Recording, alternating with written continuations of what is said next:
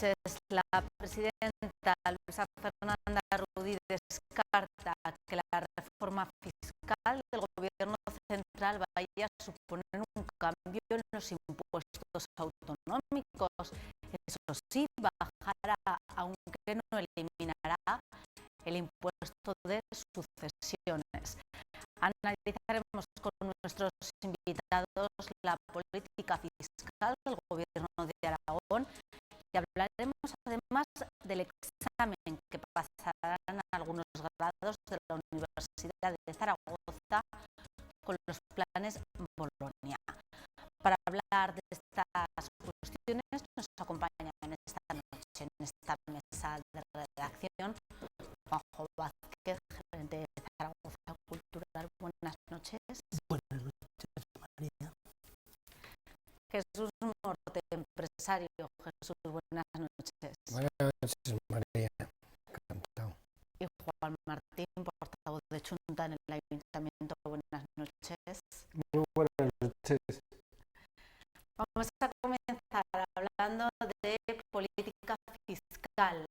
La presidenta de Aragón, Luisa Fernanda Rudí, ha dicho que la reforma fiscal del gobierno central de Mariano Rajoy no tiene por qué afectar o no va a suponer cambios en los impuestos autonómicos.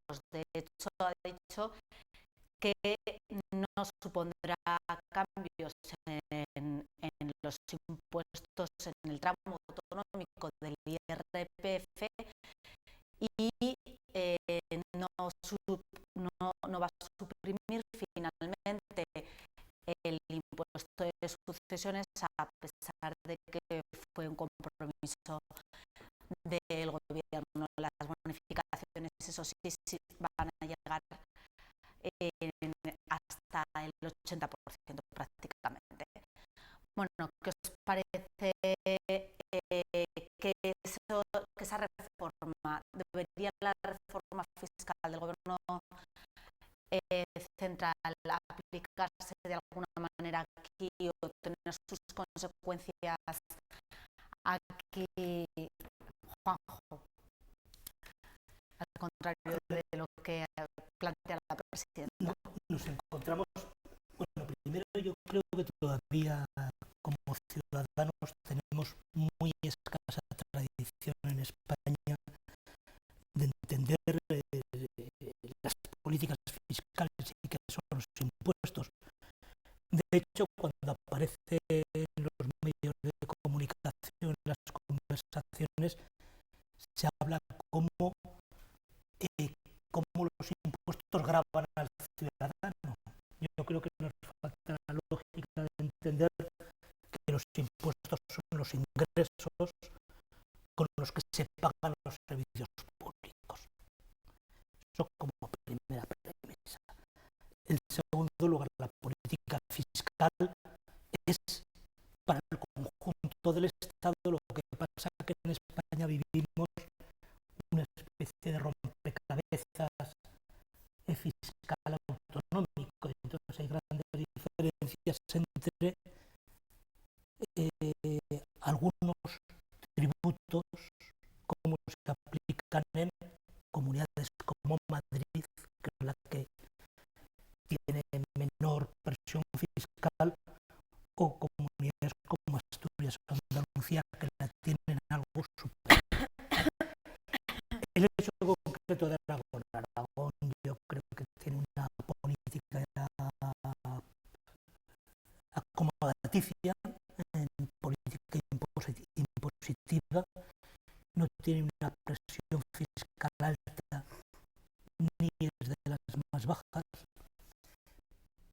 pero yo creo que la decisión de Rudí dependerá sobre todo de cómo se vayan acercando las elecciones autonómicas.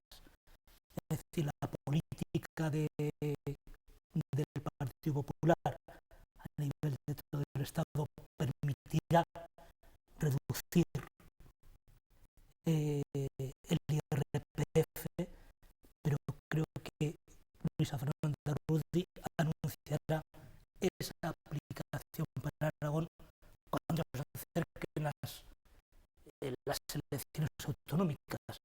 no antes en las europeas, donde sí que va a aflojar un poco el impuesto de sucesiones, pero sobre todo para cerrar su acuerdo con el PAR. El PAR es el gran defensor de la reducción del impuesto de sucesiones. Jesús. Yo iré por la mayor, ¿no? Yo creo que en carácter general la presión fiscal generalista e indiscriminada es el perfecto antídoto para no tener desarrollo, y lo digo con toda sinceridad, ¿no? Juanjo hablaba de un rompecabezas, yo he hablado de una jaula de grillos. La verdad es que la normativa fiscal en este país, no hay una normativa fiscal, hay 17 normativas fiscales, y además los ciudadanos, depende de dónde vivimos, nos damos unos sustos terribles, ¿no? No es lo mismo vivir en Navarra a 70 kilómetros de Tudela, a 70 kilómetros de nuestra ciudad, que vivir en Extremadura, que vivir en Baleares. Y yo digo, ¿por qué no va a ser lo mismo? No somos todos un país en general y tal, sobre todo para la cosa de los temas fiscales. Y es curioso que las comunidades autónomas no han querido soltar la capacidad de la normativa fiscal, pero no ha sido para mejorar al ciudadano la presión fiscal, sino al revés, para inventarse nuevos impuestos que graven más que al ciudadano a las actividades que hace al ciudadano, que por ser una actividad ya aporta a la sociedad, ¿no? En el caso de los empresarios, creando empleo, creando riqueza, etcétera, etcétera. Yo no sé si sería bueno que las comunidades autónomas que están más atrás en la buena normativa de la presión fiscal a los ciudadanos, se fijaran en aquellas comunidades que han aflojado. La situación de tensión fiscal frente a los ciudadanos, qué casualidad que van las mejores. Las que más empleo emplean, Madrid sobre Barcelona. Madrid en los últimos 15 años aproximadamente le ha pegado, dicho sea con todos los respetos, un viaje a Barcelona en el tema de desarrollo económico y tal, bestial, y ha sido porque ha habido un tratamiento fiscal adecuado a las circunstancias, a los tiempos. En definitiva, la presidenta Rudy dice que no va a afectar. Nosotros, yo ya sabéis todos que fui presidente de la Asociación de la Empresa Familiar y hemos luchado hasta la extenuación. Nos hemos muerto en el intento, o sea, no nos ha hecho caso nadie para que ese impuesto de sucesiones no lo rebajaran, que desapareciera. Yo conozco casos con nombres y apellidos que el pago del impuesto ha supuesto el cierre de la empresa. es verdad que no muchos, es verdad que no muchos, pero alguno, ¿por qué no lo evitamos? ¿Por qué no buscamos fórmulas? Yo tengo la máxima, y además creo que vosotros también estáis de acuerdo, que pague más el que más gane, no el que más tenga, porque a veces tener es una carga. Que pague más el que más gane. Pero claro, eso por lo visto es difícil y es complicado. Debería de eliminarse ese impuesto que, como comentaba Jesús. Yo es que sin ánimo de exagerar en este caso estoy radicalmente en desacuerdo al 100% con lo que acaba de decir Jesús.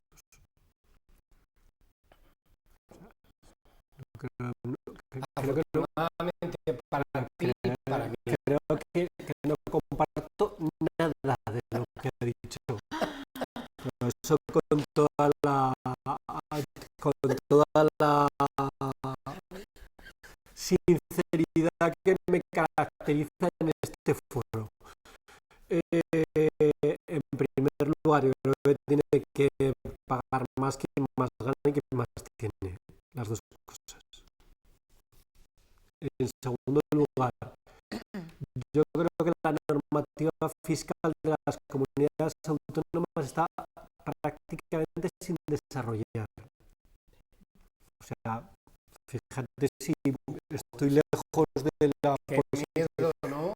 de Jesús, prácticamente sin desarrollar, entre otras cosas porque prácticamente no hay política fiscal en las comunidades autónomas que no sean el País Vasco y Navarra. En el resto no hay política fiscal.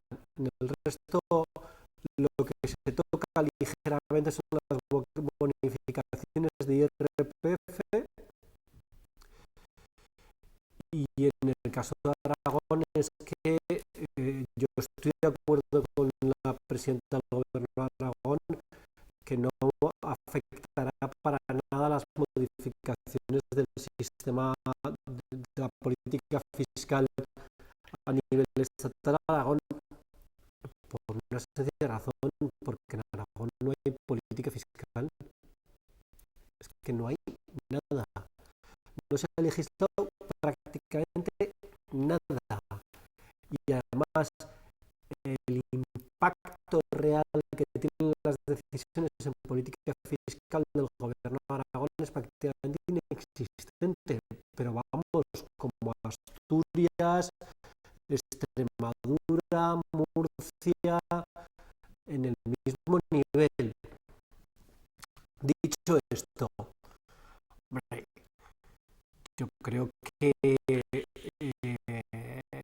pensar que el desarrollo de Madrid no se debe en buena medida al efecto capitalidad, yo creo que es desconocer la realidad y pensar que en arreglo seguido hay gente que sostiene que el estado de las autonomías ha sido muy malo. Se supone que para la unidad, cuando la comunidad autónoma que más se ha desarrollado en estos 30 años es la comunidad autónoma de Madrid, justamente donde está la capital del estado, que es la más beneficiada por las decisiones en materia de infraestructuras, la más beneficiada por decisiones en materia de investigación y desarrollo, en inversión pública, donde se está concentrando el grueso de la capacidad de decisión del país. Yo creo que evidentemente es desconocer la realidad de la situación. Por lo tanto, yo no es que crea está, que sea un problema que haya 17 modelos fiscales. Primero, es que no existen 17 modelos fiscales. Hay un modelo fiscal para Navarra y para el País Vasco que, por cierto, no cuestiona ni el PP ni el PSOE, estos que están todo el día con la bandera alrededor, ni Izquierda Unida, ni el Partido Nacionalista Vasco, ni UPN, ninguno lo cuestiona.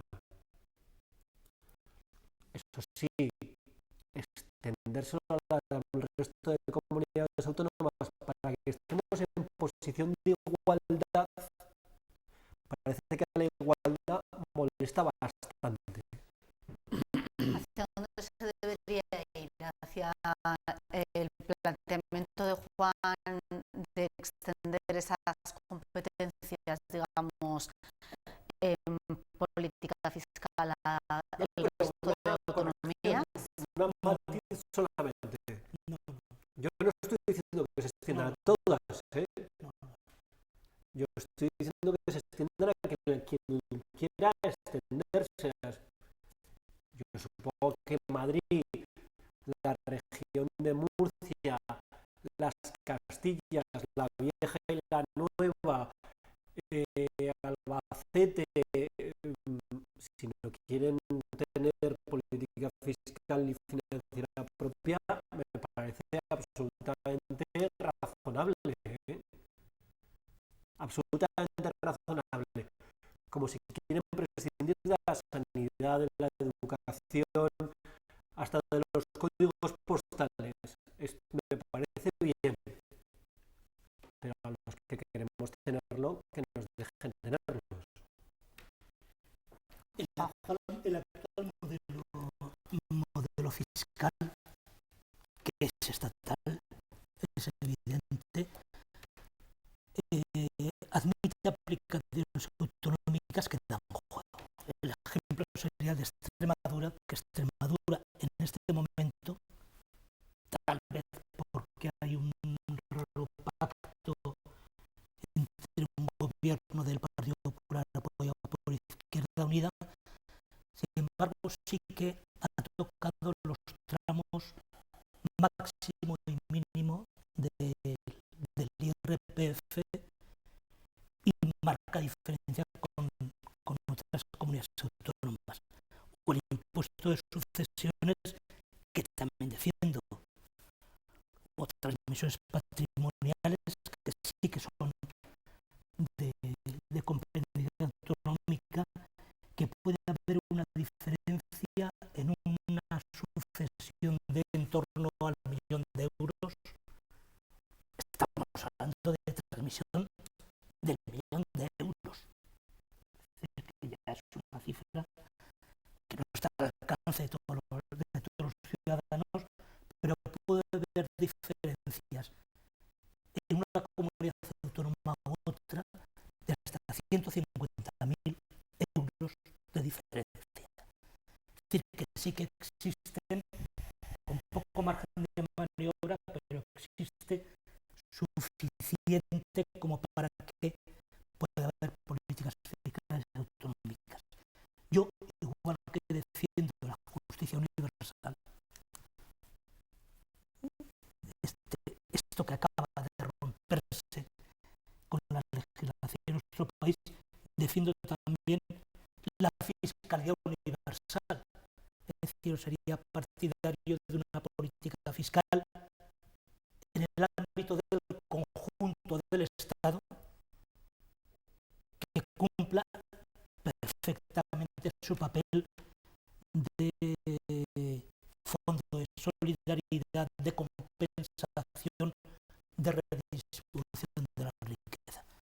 Por lo tanto, no defiendo el modelo de política fiscal foral, sino que defiendo una política fiscal Unitaria para unitaria del Estado. Ahora bien, con los márgenes de maniobra que en este momento la legislación admite para las comunidades autónomas. Otra cosa es que haya que reformar la política fiscal del conjunto del Estado. Jesús, dos visiones Yo diferentes. estoy de acuerdo con lo que dice Juanjo de universalidad, sobre todo el tema de la presión fiscal, ¿no? Y con respecto a lo que dice Juan, yo no solamente no estoy en contra del Estado de autonomía, sino que creo que es un modelo que se adapta muy bien a nuestro carácter. Creo que ha producido más beneficios que perjuicios y yo lo defenderé donde haga falta. Ahora bien, eso no significa que no pueda ser crítico con determinados aspectos de la presión fiscal. Fíjate que yo no hablo de normativa fiscal, hablo de la presión fiscal que ejerce sobre los ciudadanos viviendo en una parte o en otra parte de España. Eso es lo que yo no estoy de acuerdo, porque me da la impresión de que ese sentido de la solidaridad también tendrá mucho que ver con lo que pagan de impuestos los ciudadanos, ¿no? Y con respecto a lo de Madrid y Barcelona, Juan, te voy a decir una cosa. Juan, sí, Madrid es capital del Estado de España hace muchos años, 200 o 200. No te creas que muchos. Desde 200, sí. Desde en torno al reinado de Felipe 1700 y pico, 1800, bueno. Y efectivamente Madrid durante muchos años, en la época anterior, ejercía de capitalidad económica, financiera, social. Sin embargo, hubo una época en que Barcelona se apoderó desde el punto de vista del liderazgo político, económico y social a Madrid, y eso ha durado hasta hace 20 años, y de 20 años Madrid le ha dado la vuelta y la ha ganado a Barcelona. Por 2% diferencia de... Bueno, bien, vale. Yo me imagino que no solamente la no presión fiscal de Madrid hubiera sido suficiente para el desarrollo económico, pero es verdad que Barcelona ha perdido siendo la provincia, he leído en alguna parte, que mayor presión fiscal tiene en este momento de toda España. Bueno, yo creo que son dos cosas diferentes. Yo es que discrepo totalmente. Bueno, yo las mezclo porque quizá no soy especialista en dos todo cosas de las diferentes. Vamos a ver, cuando yo digo el efecto capitalidad, es que hay una decisión política detrás para que el poder económico esté en Madrid, del Partido Popular y del Partido Socialista. No estoy hablando de cuestiones tributarias. Lo que estoy diciendo es que la instalación de las grandes empresas públicas y del gran capital del que mueve la economía, deliberadamente se ha decidido que sea en Madrid. Sí. Podría haberse decidido que fuese en otro sitio. En Madrid. Las infraestructuras que convierten a una capital de un estado en una referencia internacional se han hecho en Madrid. Que yo no estoy criticando, digo simplemente estoy diciendo que ese es el hecho objetivo. 1. 2. De la misma manera que se defiende que haya una fiscalidad homogénea en el nivel de las comunidades autónomas, se debería defender que haya la misma fiscalidad en todas las ciudades de España. Y no es así. Cada ciudad de España tiene un modelo fiscal totalmente diferente sobre la base de los mismos impuestos, que es lo que existe en todas las comunidades autónomas. Es decir, prácticamente todas las comunidades autónomas tienen la misma cesta impositiva. Lo que mueven son pequeños ligeros vaivenes en el tramo y pequeños vaivenes en las bonificaciones, como los impuestos de las ciudades. De hecho, hay ciudades que tienen la presión fiscal, municipios, más elevada de España. Madrid, que tiene el impuesto de bienes inmuebles más caro del Estado, y otras que lo tienen bajo. Zaragoza, con el mismo modelo fiscal. Por tanto, son cuestiones diferentes. Yo creo que estamos mezclando debates. Lo que hay que decir es: todos los ciudadanos, vivan donde vivan, tienen que tener el mismo nivel a los servicios públicos en las mismas condiciones de calidad. Sí. A la sanidad, a la educación, a las infraestructuras, claro que sí. El mínimo denominador común para todo el mundo. ¿Y eso con qué se financia? Con la política fiscal y económica de un Estado. Por tanto, que cada uno tenga sobre, evidentemente, unas bases comunes, pero no para España, para toda la Unión Europea. Para toda la Unión Europea. Unas bases comunes para toda la Unión Europea. Vamos a financiar los servicios que nos hagan iguales a todos a la hora de acceder a ellos. Pero no quiere decir la contribución tiene que venir, venga de donde venga, tiene que venir para financiar la solidaridad. No el sistema y la cesta impositiva genera la solidaridad, sino las aportaciones económicas de ese sistema. Ahí estaremos de acuerdo siempre. En la capacidad de autogobierno no. Porque la realidad que tiene Aragón, económica, territorial, poblacional, de envejecimiento, no tiene nada que ver con la de Madrid, nada que ver con la de Extremadura, nada que ver con la de Galicia, nada que ver con la de Andalucía. Nosotros tenemos problemas diferentes y por tanto tenemos que buscar soluciones económicas y fiscales diferentes. Bueno, vamos a dejar el tema fiscal de lado y vamos a hablar de educación, de otra cuestión que también nos interesa.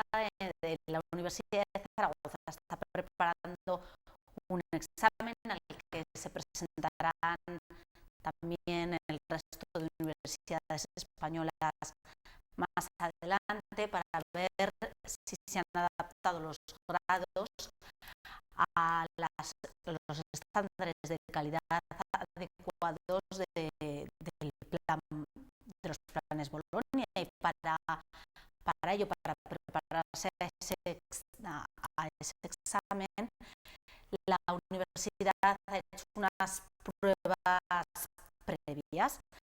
En estas han detectado algunos problemas, entre ellos diferentes niveles los alumnos que entran al primer año de universidad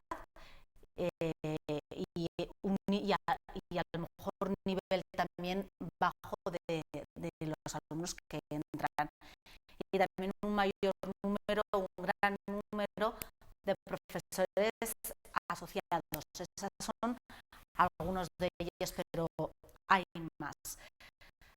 Como la Universidad de Zaragoza, con esta situación, está preparada para pasar esos exámenes de Bolonia, tiene que poner, modificar algunas cosas para estar mejor preparada y solventar estos problemas que han detectado. Juanjo. Bueno, la universidad tiene que dar ejemplo de autoevaluación, ya que es el motor del pensamiento crítico, tiene que hacer crítica de ella misma y autocrítica de ella misma y crítica de las condiciones que la rodean. Entonces, tú has citado 3 tipos de problemas. Los caracterizaría primero en este momento lo que está impidiendo el desarrollo de la Universidad de Zaragoza son problemas del exterior, en este caso de dificultad financiera por falta de transferencias del gobierno de Aragón a la Universidad de Zaragoza, que genera problemas materiales, de inversiones. El edificio de filosofía, yo creo que es paradigmático de esa falta de inversión absolutamente necesaria. O como la Facultad de Periodismo o Arquitectura tiene que compartir aulas con otras titulaciones. En fin, esto es por falta de financiación. En segundo lugar, hay problemas internos, históricos, que una universidad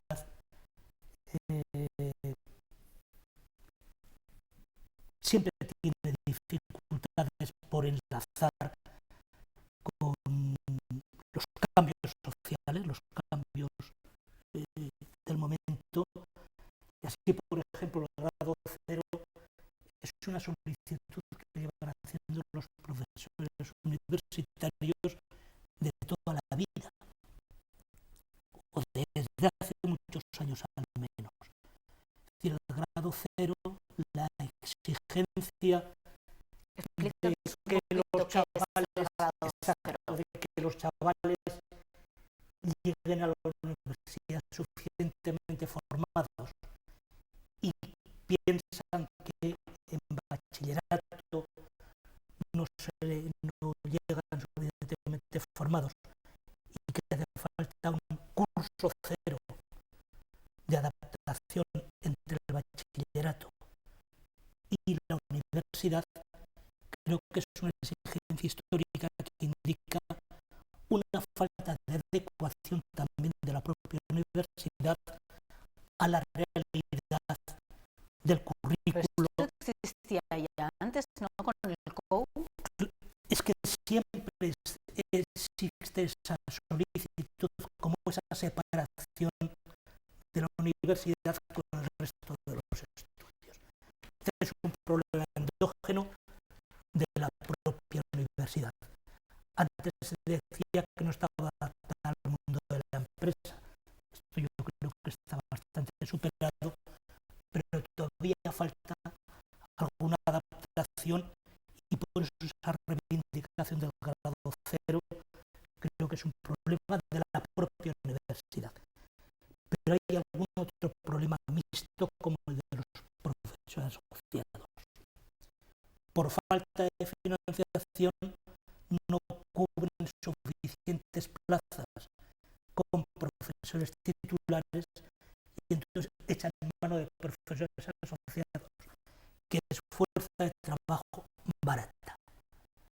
No puede ser que en alguna facultad, como existe haya profesores asociados con más de 20 años como profesor asociado, que no son referentes además de su práctica profesional, lo que lastra la calidad.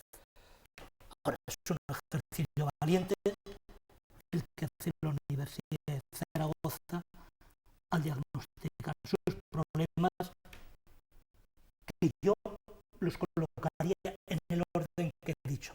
El primero, en este momento, la falta de financiación, que impide inversiones y que impide además que se desarrolle algo elemental en la universidad como es la investigación. Jesús. Yo creo que con carácter general la universidad no aparece de repente en nuestras vidas, ¿no? Llegamos un martes a casa, estamos desayunando, aquí tiene la universidad, ¿no? El proceso anterior a la llegada a la universidad es un proceso de educación, es un proceso de terminar un bachillerato, eso, lo que sea necesario, ¿no? Yo creo que hay que empezar para lograr una buena universidad por lo anterior, es decir, por la educación de los chavales de 7 a 18 años 17, o la edad que sea, ¿no? Según a mí me parece siempre poco dinero el que se dedique a la universidad, porque la verdad es que una buena universidad devuelve a la sociedad multiplicado por 1000 la inversión que se hace. Yo estoy convencido. Sin embargo, yo creo que deberíamos ser exigentes a la hora de que esa inversión, que a mí me parece poca toda, en las universidades tenga la respuesta de eficiencia, tenga la respuesta de racionalidad y tenga la respuesta de responsabilidad. Ponemos en manos de la universidad a los jóvenes que en unos años van a ser los líderes sociales, económicos, financieros, etcétera, etcétera. Sí a la inversión, la que sea necesaria, sí a la eficiencia, a la racionalidad y a la responsabilidad. Juan. Pues yo creo que son un problema difícil de abordar, muy difícil de abordar, y además yo no creo que vayan las mejores vías de solución, porque la calidad en la educación secundaria, como están denunciando los profesores, está cayendo en picado, entre otras cosas porque, por ejemplo, el nivel de inversión y de dotación en profesores y la calidad de esos profesores ha caído en picado. Solamente hay que ver que han salido más de 1.200 interinos de la educación pública en poquísimo tiempo. Y segundo, porque la universidad no tiene las herramientas suficientes como para adaptarse a un espacio, al espacio europeo de educación, el espacio Bolonia, que le exige una serie de inversiones que no pueda acometer. Pero es que para que se hagan una idea cabal,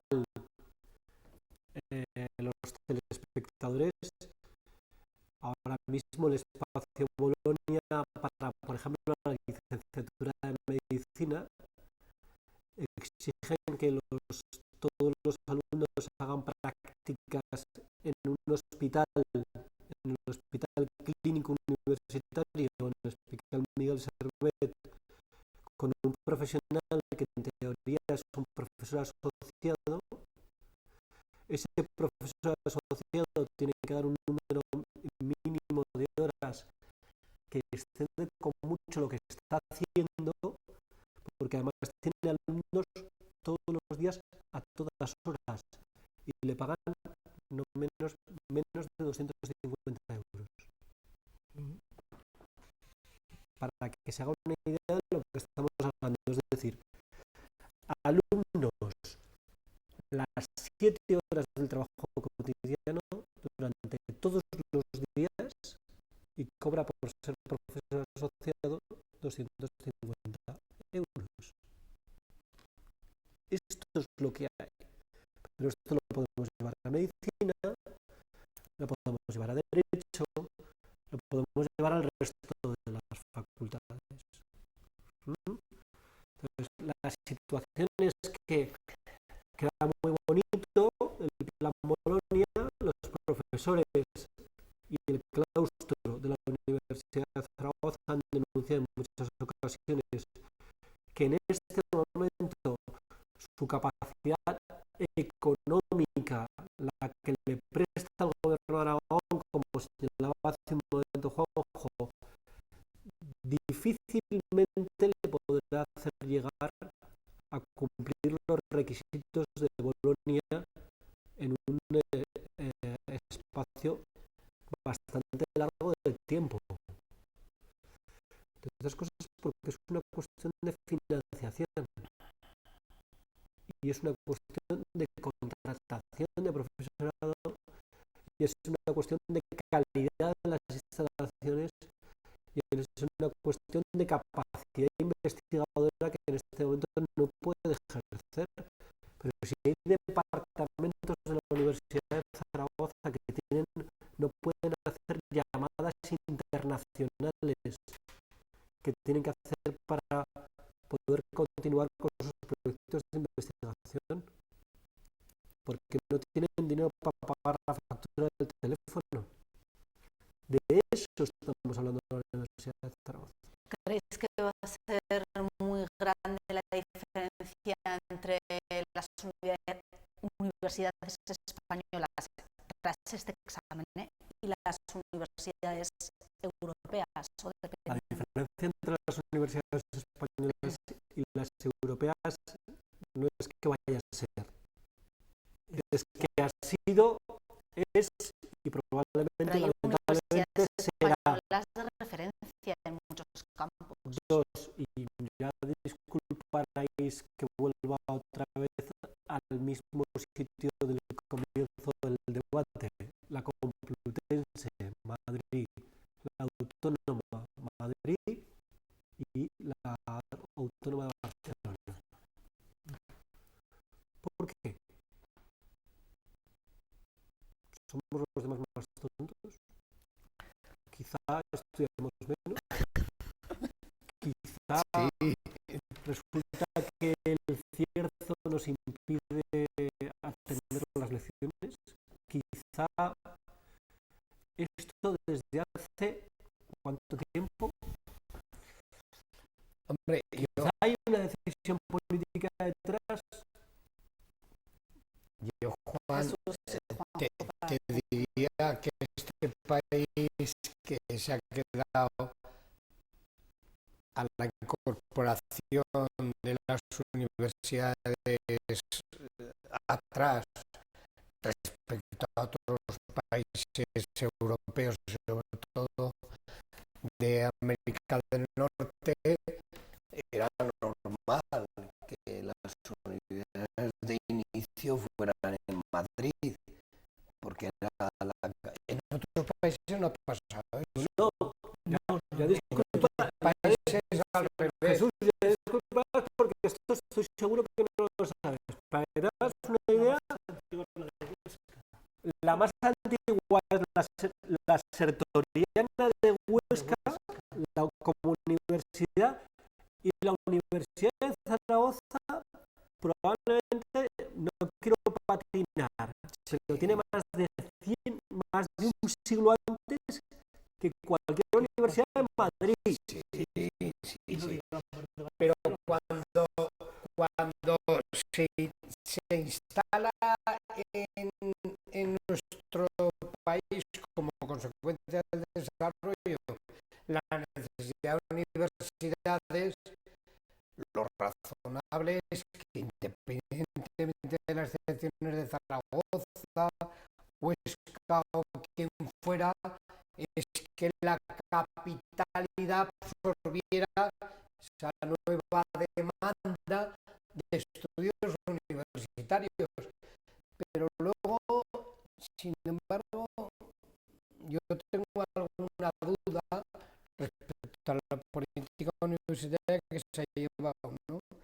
Es necesario tener 77 universidades en España. De acuerdo, ahí totalmente de acuerdo. 77. Pero eso no descalifica. No, si yo no descalifico nada. Que el papel de las centrales es el análisis que por un lado apuntaba.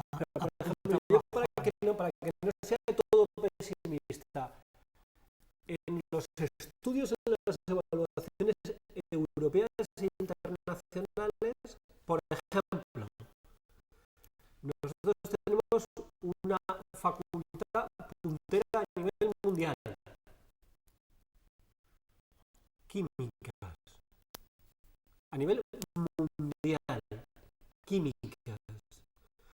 Nosotros tenemos un sistema universitario en Zaragoza, en el Distrito Universitario de Zaragoza, que está en la media alta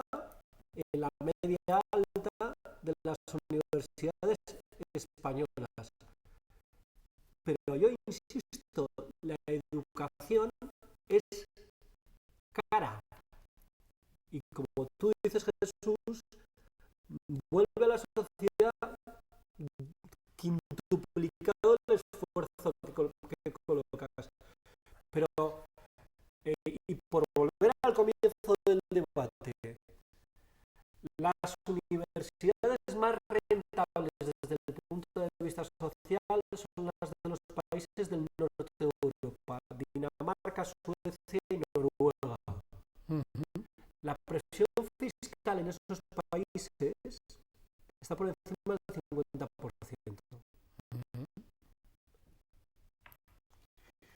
Sí, también hay razones históricas, que es decir, no solamente se disculpa de administraciones centrales, autonómicas, no sé qué, sino también la propia sociedad no se ha identificado históricamente con la Universidad de Zaragoza.